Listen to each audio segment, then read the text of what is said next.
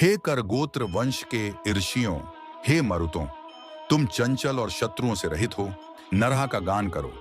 वे रथों में सुशोभित हैं, वे अपने तेज के साथ उत्पन्न हुए हैं और उनके वाहन बिंदुओं से चिह्नित हैं। युद्ध घोष, दीर्घायु और विविध आभूषण हैं। मैं उनके हाथों में कश की ध्वनि सुनता हूं। वह कश युद्ध में बल बढ़ाता है।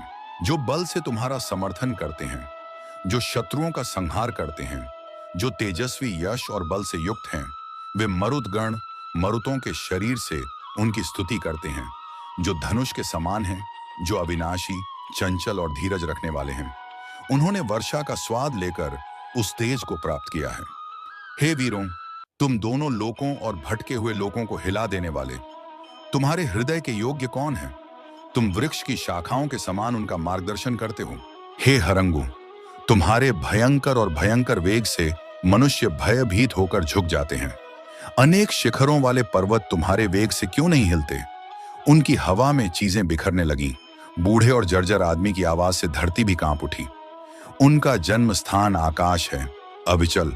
उनकी मां नग्न आकाश से शक्ति निकल सकती है, क्योंकि उनकी शक्ति दोनों लोगों की आवाज में मौजूद है। वे ध्वनि के निर्माता हैं। वे ज्ञान के जल और गायों को भेजते हैं। उस जल में घुटनों तक रंभाते हैं। बादल जो प्रसिद्ध हैं, लंबे और कमल जैसे हैं, और पानी नहीं बरसाते हैं और किसी के प्रति हिंसक नहीं हैं। वे भी मृतकों द्वारा अपनी गति से चलाए जाते हैं। हे मरुतों, चूंकि आपके पास बल है, आपने मनुष्यों को झुका दिया है, आपने बादलों को भी झुका दिया है। जब मरुत चलते हैं तो वे रास्ते में जोर से शोर करते हैं। तेरे पेशे के लिए एक बलिदान है। हम सब परम सत्ता में हैं, जीने के लिए हम तुम्हारे हैं।